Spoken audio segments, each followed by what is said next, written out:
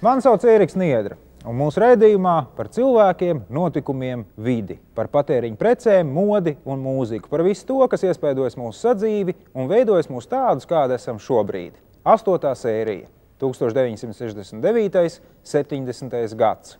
Deju ansambls Daile, Preses nama celtniecība, Pifa piedzīvojumi, Imantas dzīvojamo namu masīvs, Apau pasūtīšana Elegantā. Raidījumu viesi Regīna Razuma un Zigismunds Lorents. 1969. gadā ar plašu kultūras programmu tiek atklāta Jūrmalas kūrorta sezona. Pasākuma īpašais viesis ir kosmonauts Hermanis Titovs, kam par godu aktieris Gunārs Placēns tērpjas sudrabotā skafandrā, bet Vija Artmane ir tautu meita. Turpmāk šādas ceremonijas būs gadskārtēja atrakcija. Jūrmala ir īpaši ekskluzīvs Padomju Savienības kurorts, kurā viesi ierodas baudīt inteliģento un rietumniecisko gaisotni. Un, protams, atpūsties pie jūras. Esot tāda teika, pašā jūras dzīlē mīt Daile, skaistākās starp sievām, vasaras simbols. Tam jābūt spēcīgam un drosmīgam vīram, kas spētu aizbraukt uz pašu jūras vidu un atvest ļaudīm Daili. Šogad tas jādara zvejnieka dēlam. Mūsu Daili sagaida pat kosmonauts Hermanis Titovs, Jūrmalas pilsētas goda pilsonis. Un vēl. 1969. gada rudenī izceļas vēl nebijusi vētra un krietni paposta tuvāk jūrai uzceltās izklaides vietas. Vecāķu pusē pēc lielā pūtiena no kafejnīcām pāri paliek tikai pamati, bet slaveno jūras pērli bulduros izdodas glābt tikai pateicoties operatīvi iesaistītajiem un pašaizliedzīgajiem Padomju armijas kareiviem. 60. gadu beigās Rīgas plānotāji pamana, ka Daugavas kreisais krasts ir tikpat kā neapbūvēts. Tāpēc 69. gadā tiek uzsākta viesnīcas Daugava celtniecība. Tā domāta gan pašmāju, gan ārzemju turistiem. Republikas gada dienā mūsu galvaspilsēta saņēma jaunu viesnīcu. Šeit varēs apmesties 400 Rīgas viesu. Viņu rīcībā būs ērti vien- un divvietīgi numuri, plašas halles un, protams, viesmīlība. Laipni lūdz bārs un restorāns. Kā jau viesnīcās pieņemts, Daugavā ir restorāns, bet pretēji citiem Rīgas viesnīcu restorāniem šeit tiek ielaisti arī cilvēki, kuri nav turisti. 1969. gadā tiek dibināts pirmais profesionālais valsts deju ansamblis Daile. Tā izveidi no vienas puses noteica deju ansambļu popularitāte, no otras nepieciešamība demonstrēt latviešu dejas augstā mākslinieciskā līmenī ārpus republikas robežām. Savas gaitas sācis Latvijas PSR valsts deju un dziesmu ansamblis Daile. Par mūsu tautas dejas nākotni redakcijā spriež ansambļa mākslinieckais vadītājs Uldis Žagata un galvenais diriģents Gunārs Ordelovskis. Dailē dejo tikai profesionāļi, bez horeogrāfiskās izglītības šeit nepieņem. Darbi ir daudz, katrs deju solis tiek izslīpēts līdz pilnībai un publika redz tikai tās dejas, kurās viss ir ideāls. Daili gan ārzemju turnejās, gan arī pašu mājās uzņem ar lielu sajūsmu, jo perfekti pasniegt tautas deju negadās redzēt visai bieži. Jo es nācu no baleta skolas, tāpēc, ka mana klases biedrene tika tā kā sūtīt pēc baleta skolas beigšanas uz to ansambli. Un es vienkārši viņai pievienojos, es vēl nebeidzu baleta skolu, bet es ļāvos pierunāties, un tas bija pirmais konkurss, kurā es piedalījos, un tas viss bija tāds liels pārdzīvojums un liels pārsteigums. Un pārsvarā tie cilvēki pavisam nepazīstami, jo viņi nāca no citas vidas. Lielākā daļa nāca no deju kolektīviem un cilvēki, kas bija beiguši kultūras tehnikumu tajos gados. Cilvēkiem tas bija vienīgais darbs, tas bija profesionāls ansamblis. Algas toreiz man, kā vispār 16-gadīgam cilvēkam, toreiz likās ļoti labas. Tā bija uzreiz mana pirmā darba vieta, man bija nu pat 16 gadi. Ja es nemaldos, mums toreiz tā pirmā alga bija 60 lati. 70. gadā mums bija manuprāt, 2 mēnešu gara turnēja pa Ļeņina vietām sakarā ar Ļeņina 100. jubileju. izbraukājām milzīgas gabals pa Pievolgu. Kazaņā, Uljānovska līdz Volgogradai, tur pa vidu bija Kamišina, Balākova, dažādas interesantas vietas. Koncertus uzņēma ļoti, ļoti labi, bet uz ielas mēs tikām dažreiz arī nosaukt par fašistiem, jo mēs runājām citā valodā un ķerbāmies drusku savādāk nekā vietējie bija pieraduši. Un, manuprāt, pirmajā programmā bija gandrīz visas Žagadas choreogrāfijas. Izņemot, mums bija arī bez latviešu tautas dejām, mēs dejojām toreiz igauņu deju, kas bija meiteņu deja, puišu deja bija lietuviešu deja un viena krievu deja. 20. gadsimts postskriptum. Raidījumu atbalsta aģentūra Rīga 800 un Lattelekom. 1969. gadā Grenoblē par pasaules absolūto čempioni ātrslidošanā kļūst Lāsma Kauniste. Viņa izcīna ne tikai lielo zelta medaļu daudzcīņā, bet tiek vēl pie vienas zelta un 2 bronzas godalgām. Vēlāk pasaules čempionātā rīdziniece uzstāda 2 PSRS un 5 Latvijas rekordus. Lai gan sporta entuziasti bija cerējuši uz zināmiem panākumiem, tāds medaļu birums visiem ir liels pārsteigums. Ko te gaida? Galvenokārt vīrieši. Protams, sievieti.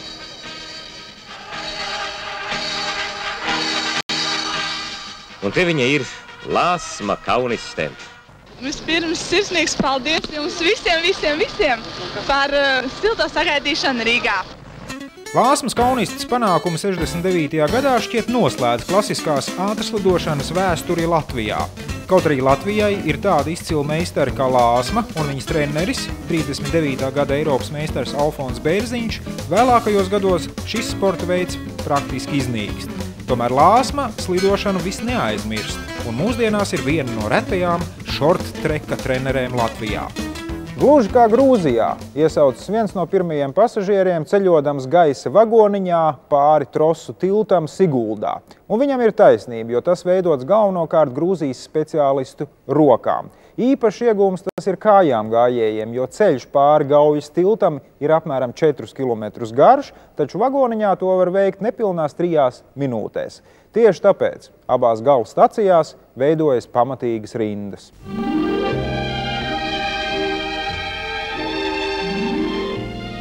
Latvijas ziema. Vilina aizrauj ikvienu. Toreiz, pirms 50 gadiem, kad nebija laika daudz jūsmot par dabu. Un tagad. Sigulda, kur mums šoziem jau ir gaisa troses ceļš. Rodas pat iespējas, ka Latvija ir kalnu zeme. Par tādām egļu galotnēm līdz šim jūsmojuši laikam tikai dzejniekiem. Tikai 3 minūtes ir nepieciešams, lai no Siguldas krasta pārceļot uz Turaidu, bet tas ir pietiekoši, lai no 42 metru augstuma noraudzītos uz 100-gadīgo egļu galotnēm un papriecātos par Gaujas senlejas skaistumu. 60. gadu beigās Leļu teātris iestudēja vairākas interesantas un oriģinālas izrādes. Vēlniņiem, kas veidoti pēc Rudolfa Blaumaņa stāsta motīviem, mūziku saraksta Raimonds Pauls, bet lelles izgatavotas slavenā šmulānu māla keramikas stila iespaidā. Savukārt Pifa piedzīvojumiem lelles veidotas apspēlējot dažādas dārzeņu un augļu formas. Bērni, lelles un galvenā režisore Tīna Herzberga. Nesen mēs ar Pifu viesojāmies Francijā. Mēs bijām mazā pilsētiņā Le Creusot starp Parīzi un Grenobli. Aktieri reizēm žēlojas, ka jaunās ar metāls pieķīšiem darbināmās lelles ir mazāk plastiskas un ārkārtīgi smagas. Toties Leļu teātris ar šīm izrādēm savā zālē sāk pulcēt ne tikai bērnus, bet arī pieaugušos. 1969. gadā kinoteātrī Rīga tiek iekārtota kafejnīca, kas daudziem kļūst pat būtiskāka par skatītāju zāli. Oficiāli tā paredzēta apmeklētājiem, kas ieradušies uz seansu pāris minūtes agrāk. Tāpēc, sākoties seansam, kafejnīcā tiek izslēgta gaisma. Taču ar oficiantiem vienmēr var sarunāt, un omulīgajās sānu kabatās pavadīt laiku pustumsā ir pat patīkamāk. Viesi tiekas ar skatītājiem, bet viņus gaida Kinoteātra Rīga jaunā kafejnīca. Gravējumu skaparā veidojusi māksliniece Rasma Stukmane. Interesanto metāla izstrādājumu autors Einārs Plūksna. Pie mums vislabākā kafija.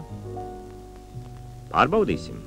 Kafijas tase maksā 7 vai 8 kapeikas atkarībā no pievienotā cukura, bet slavenie kokteļi pat $1,20. Kafiju malkojot, studenti šeit raksta kursa darbus, kuru veiksmīgu pabeigšanu savukārt ir iespējams atzīmēt ar tikai Rīgas kafejnīcā atrodamo lielisko kokteilīti. Rīga ir šķeltu pilsēta. To šķeļ Daugava, to šķeļ dažādi vēsturi, to šķeļ dažādas tautības, dažāda mentalitāte, dažādas turības pakāpes. Gribētos, lai Rīgas jubileja kļūst par sākumu rīdznieku iekšējai vienotībai.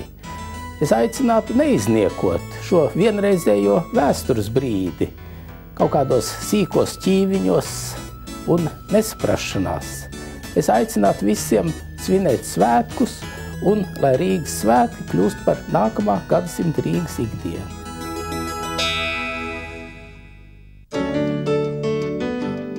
Mums tepat blakus ir lietas, kuru pastāvēšanai mēs ikdienā nepievēršam uzmanību. Gaiss, zeme, ūdens, uguns, telefons. Mūsdienās telefona līnijas caurstrāvo visu, kas notiek pasaulē. Darbus un atpūtu, rūkus un priekus, visu, kas notiek ar mums.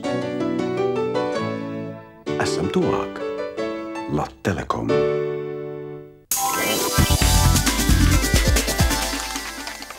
1970. gadā Padomju Savienībā plaši tiek svinēta Oktobra revolūcijas vadoņa Vladimira Iļiča Ļeņina 100. dzimšanas diena. Tā kā Ļeņins mūžam dzīvs, viņam tiek veltīti visi saimnieciskās, kultūras un mākslas sasniegumi. Viņš redz un viņam patīk. Šajā laikā rodas arī dažas neaizmirstamas anekdotas. Piemēram, trīsguļamā gulta Ļeņins starp mums un šņabis Ļeņina Vrazļīvie. Visā plašajā padomju zemē, arī mazajā Alūksnē, cilvēki šodien nāk pie viņa. Skulptors bijām mēs katrs, un mūsu piemineklis Ļeņinam mūsu darbs. Pali nāk un iet, bet nespēja aiznest no tautas atmiņas to tālo sestdienu, kad talcinieku pulkā Kremļa dārzā strādāja Vladimirs Iļičs.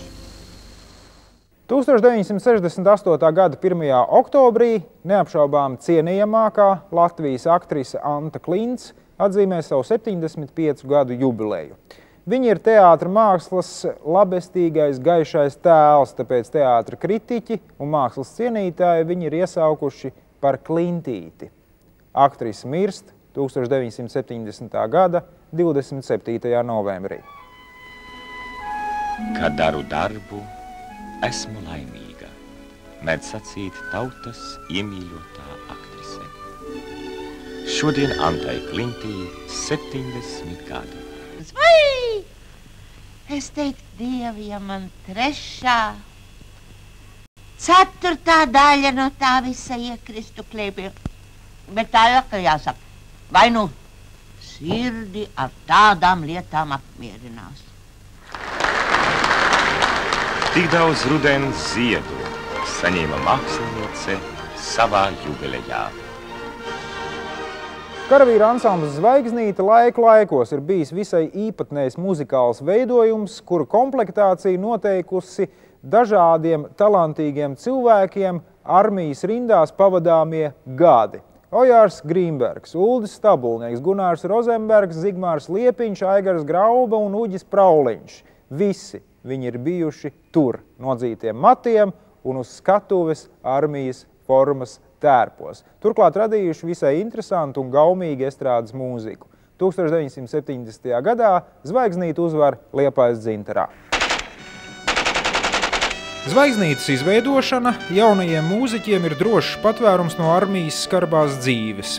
Varbūt tieši tādēļ visi, kas nonāk šajā pagaidu kolektīvā, cenšas strādāt radoši, jo tikai tas taču garantē, ka nebūs jārok ierakumus vai jāapgūst, piemēram, tanka vai bruņmašīnas uzbūves sīkumus.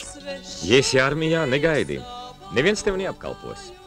Un celtnieku apakšvienības karavīri negaidīja. Paši izbūvēja atpūtas kafejnīcu, paši izveidoja estrādes ansambli Zvaigznīte. Zvaigznīte, tā ir interesanta parādība par latviešu estrādes mūziku, jo es uzskatu, ka tas ir viens no paralēliem posmiem, kurš ir paralēls Rīgas estrādes orķestrim, jo caur Zvaigznīti izgāja vairāki populāri mūziķi, un tā ir skaitā arī es, protams, savā laikā.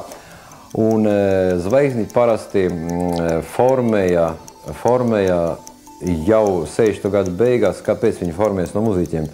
Tāpēc, ka Zvaigznīte bija tāds priekšnieks, Vladlens Lando, ārkārtīgi kulturāls cilvēks, pats humorists, kurš ļoti cienīja humoru, satīru un estrādes mūziku toreizējo. Kā jebkuram armijas ansamblim, vispirms mūsu pirmais uzdevums bija no rīta spēlēt tā saucamās razvodus. Pieņemsim, no kaut kur 5 no rīta Zvaigznīte atbrauc no nospēlētām kāzām, kas bija brīnumaina lieta, jo mūsu staršīnām, tiem es nezinu, kā tu Latvijas sauc, vajadzēja pelnīt arī kaut kā naudu. Nu, teiksim, ansambļa dalībnieki dabūja pat 10 rubļiem, liela nauda priekš armijas cilvēka. Viņš savā attiecīgi visu to lielāko daļu paņem. Nu, 5 no rīta, labi tā, atbraucam mēs tur un 6 jāspēlē pūtēja orķestrī satikšanas maršu, jeb strečni maršu. Protams, ka to darījām, un tūlīt Zvaigznīte ir nogulusi, viņam jāatpušas. Bet, ja mēs iedomāsim tādu situāciju, ka 6 no rīta pa Brīvības ielu, toreiz Ļeņina ielu brauc armijas gruzavīgs, vai ne, iekšā sēž tā labi ieņemuši karavīri un bļauj pa visu pilsētu zilo lakatiņu. Tas bija viens no Zvaigznītes tādiem momentiem, kuri izrādās diezgan bieži atkārtojas pēc mūsu jautrām uzstāšanām visādās interesantos pasākumos. Protams, ka piedalīšanas estrādes festivālos, jau Zvaigznīte bija pazīstama, ka estrādes kolektīvs jau 60. gadu vidū, kad Jānis Grimbergs un jaunie Rozenbergs jau televīzijā bija redzēti un aicināti Liepājas Dzintarā. Manā vadībā ansamblis kopā Tautas estrādes ansambļa nosaukumu pat ieguva. 20. gadsimts postskriptum. Raidījumu atbalsta aģentūra Rīga 800 un Lattelekom. Antas Klīns pēdējā loma ir kinofilmā Vella kalpi. Filmai vispār ir ļoti būtiska loma nacionālajā kultūrā. Tās varoņi ir trāpīgi tipizēti. Skaistais, stiprais un cēlais. Klasiskā trīsvienība, ko Latvijā un pasaulē pazīst kā 3 muskatierus. Režisors Aleksandrs Leimanis par mūziku sākotnēji vienojies ar Imantu Kalniņu, taču toreizējam liepainiekam vai nu citi darbi svarīgāki vai radošā krīze, viņš neievēro termiņus un beidzamajā brīdī tiek pieslēgts Raimonds Pauls. Un varēja taču gadīties tā, ka 3 vīri kādreiz bija nemaz nebūtu dzimuši. Fakts, ka Rīgas pilsētai uzbrūk zviedri, bet rīdzinieki aizstāvus un tas viss notiek 18. gadsimtā, šķiet ir arī vienīgie vēsturiski precīzie elementi Vella kalpos. Kāzas nu būtu?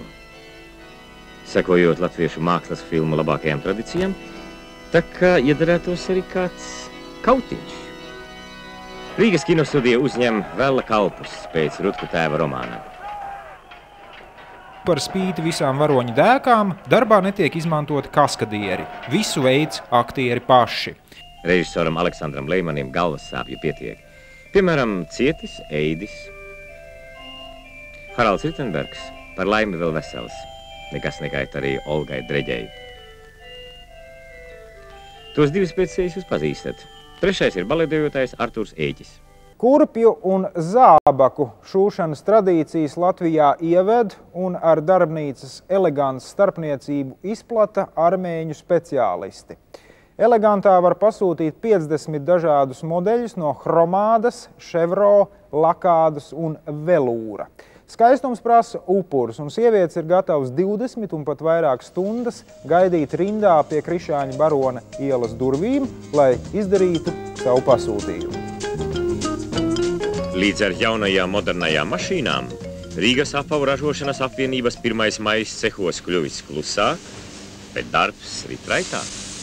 Kaut arī padomju Latvijas apavu rūpnīcām, piemēram, 1. maijam oficiālajos informācijas līdzekļos tiek veltīti cildinoši vārdi, cilvēkiem gribas ko vairāk, un 1. maijs drīz vien kļūst par apzīmējumu visai apšaubāmas kvalitātes apaviem. Jaunas kurpes parasti spiež, tāpēc katram ir zināma paņēmiena, kā šo trūkumu novērst. Vai nu pāris dienas jāpastaigā ar mitrām vilnas zeķēm, vai arī kurpes kapīti, kārtīgi jāpadauza ar āmuru, un gal galā viss būs kārtībā. Pēc Latvijas PSR valsts pilsētu projektēšanas institūta plāniem Imantā tiek veidots jauns dzīvojamais masīvs. Ar laiku paredzēts izveidot arī iekšējo infrastruktūru, taču sāk ar dzīvojamiem namiem. Imantā 2.1 tiek nodots 100 000 kvadrātmetri dzīvojamās platības. Tas ir apmēram tikpat daudz, cik visā Ķengragā kopā. Ak, Rīga, Rīga, Rīga, Rīga, Rīga! Te esmu dzīvis es, tik solidārgas atmiņas viņš nes, un šūpo liek un stīgās. Rīga, Rīga! Rīgas svētku rotu veidojuši arī Republikas galvaspilsētas celtnieki. Jaunajā masīvā Imanta 2 un citos pilsētas rajonos nu pat eksploatācijā nodoti daudz stāvu nami ar labi iekārtotiem dzīvokļiem 900 ģimenēm.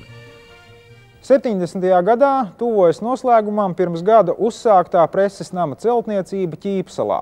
Tā kā prese tiek ideoloģiski kontrolēta, vieglāk, protams, to darīt centralizēti, bet ir arī daži praktiski iegūmi. Redakcijas atrodas vienkop un vieglāk sazināties ar tipogrāfijām, kuru jauda ir 1,5 miljardi iespiedu vienību gadā. Nu jau Rīgas panorāmā iezīmējas vairākas augstceltnes. Pirmajā acu uzmetienā nepateiksit, par kuru ir runa. Šoreiz par topošo preses namu. Celtnieki ikdienas pakāpjas augstāk par 2,5 metriem. Vēl ir ko kāpt, lai sasniegtu 75 metru atzīmi.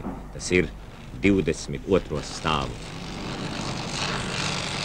Šis nams mirdzēs pavisam citās ugunīs, kad šeit darbosies republikānisko laikrakstu, žurnālu redakcijas un tipogrāfija.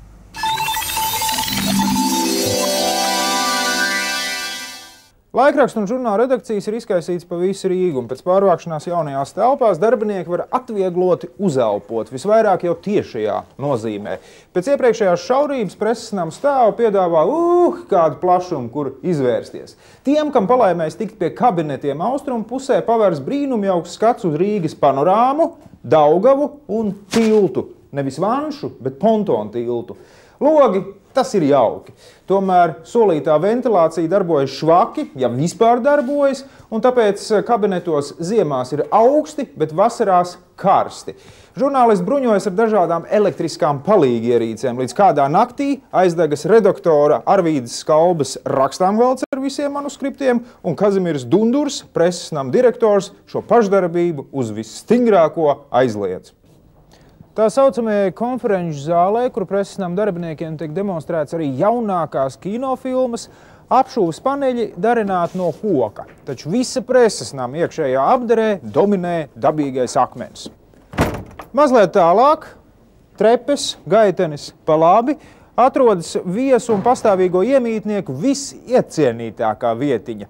Ikdienā tā ir vieta, kur sarunas kļūst patiesas un dziļas, bet svētku reizēs šīs telpas tiek iznomātas kolektīvajām ballītēm. 20. gadsimts postskriptum. Raidījumu atbalsta aģentūra Rīga 800 un Lattelekom. 1970. gadā Jūrmalā pirmo reizi visā Padomju Savienībā Kultūras ministrija noorganizēja Čehoslovākijas lunaparka atrakcijas. Iztērējot vismaz 5 rubļus, ik viens var izbraukāties autodromā, izbaidīties Lohnesa mežā vai baudīt Eiropas līmeņa drošsirdīgo globusu. Lunaparkam ir fantastiska popularitāte, un ģimenes atsakās no dzīvokļa remontiem vai mēbeļu iegādes, lai investētu visus brīvos līdzekļus ceļojošajās atrakcijās. Mazā laukumiņā netālu no paša pilsētas centra augu dienu drūzmējas gan Brālīgo republiku viesi, gan vietējie. Patiesībā Lunaparks ir vieta, kur vecumam, sabiedriskajam stāvoklim un pat materiālajam nodrošinājumam nav nekādas nozīmes. Visi ir līdzvērtīgi un vienādi sajūsminās par čehu piedāvātajām atrakcijām. No maka biezuma atkarīgs tikai viens – ar elektromobīli braukt 1 vai 10 reizes.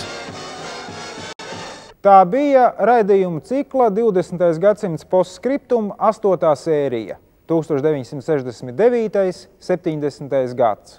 Cilvēki, notikumi, vide, patēriņa preces, mode, mūzika. Viss, kas iespaidojas mūsu sadzīvi un veidojas mūs tādus, kādi esam šobrīd. Nākamajā sērijā 1971. 72. gads. Liepājas Dzintarā uzvar Menueļs. Sportloto lotereja, Tērvetes parks, studentu celtnieku vienības, Rīgā koncertē Karels Gots. Visu labu un līdz nākamajai kopējo atmiņu reizei.